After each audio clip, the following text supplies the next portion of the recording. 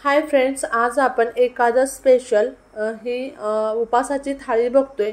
तर महाराष्ट्रभर सर्वांचा उपास असतो जवळजवळ। तर आपण खिचडी खात नसाल तर हा ऑप्शन तुमच्यासाठी छान आहे। बटाटा मी इथं बॉईल करून असा मोठा मोठा चिरून घेतलाय, हिरवी मिरची बारीक चिरलेली आहे, सोबतच ओबड-धोबड केलेले शेंगदाण्याचं कूट आहे। आता आपण तेल घालायचं, तर तेलाचं प्रमाण थोडंसं आपल्या आवडीनुसार आपण कमी किंवा जास्त ठेवायचं आहे। आता तेलामध्येच अर्धा चमचा जिरं घालायचं, जिरं छान असं तडतडून द्यायचं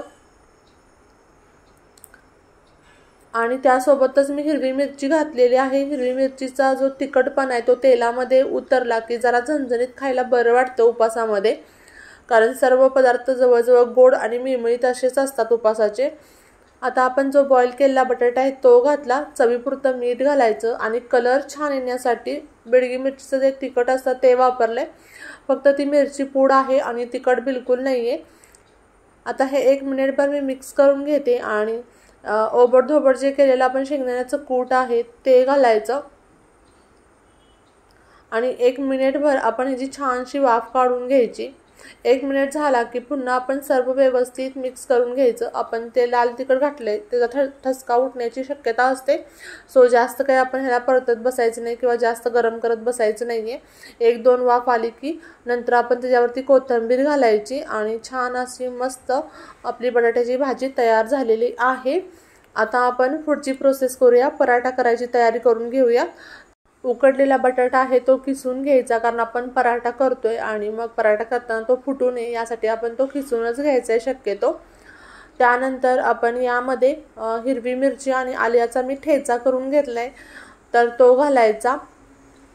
तर ही आषाढी एकादश खूप प्रसिद्ध आहे आपल्या महाराष्ट्रामध्ये आणि माझी आजी सुद्धा खूप विठ्ठलाची भक्ती करायची, खूप म्हणजे तिची भक्ती आम्ही बघून सुद्धा आम्ही सर्वजण असं आश्चर्यचकित व्हायचो, इतकी ती आजी आमची भक्ती करत होती। आता आपण सोबतच लाल तिखट घातलेलं आहे, म्हणजे बेडगी मिरची पावडर आणि चवीपुरतं मीठ घातलंय आणि अर्धी वाटी मी राजगिऱ्याचं पीठ घेतलेलं आहे आणि हे सर्व व्यवस्थित मिक्स करून छानसा असा गोळा करून घ्यायचा। अर्ध्या वाटीला थोडंसं जास्त मला पीठ लागलं होतं एका बटाट्यासाठी। तर माझ्या आजीचं एक विठ्ठलाचं छानसं असं अभंग आहे, तिनं आम्हाला ईदच्या वेळेला म्हणून दाखवला होता आणि त्यानंतर ती देवाघरी गेली, तर तिच्या स्मरणार्थ मी हा 1-2 ओळी मी तुम्हाला म्हणून दाखवणार आहे। माझा आवाज इतका छान नाहीये, पण देवाचं नाव घ्यायला आवाजाची नाही तर श्रद्धेची गरज असते।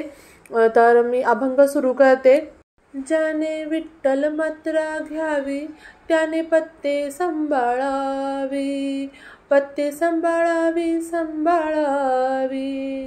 ज्याने विठ्ठल मात्रा घ्यावी त्याने पत्ते सांभाळावे, पत्ते सांभाळावी सांभाळावी। रामरसाचा घेऊन काढा, रामरसाचा घेऊन काढा, जाईल तुमची सर्व पीडा, जाईल तुमची सर्व पीडा। ज्याने विठ्ठल मात्रा घ्यावी त्याने पत्ते सांभाळावी, पत्ते सांभाळावी सांभाळावी। तर हे छानसं असं 2 ओळीचं माझ्या आजीचं अभंग जो आहे तो मी तुमच्या पुढं मनापासून सादर केलेला आहे। आता आपण हा जो पराठा आहे तो छान असा दोन्हीकडून खरपूस असा भाजून घेतला, त्याच्यावरती तुम्ही आवडीनुसार तेल तूप काहीही लावू शकता आणि आपण हा पराठा आता एका प्लेटमध्ये काढून घेऊ आणि याच पद्धतीने मी सर्व पराठे, म्हणजे 2च पराठे एकाच व्यक्तीसाठी हे मी उपासाची थाळी केलेली आहे। तर आता आपण प्लेट तयार करायला घेऊयात।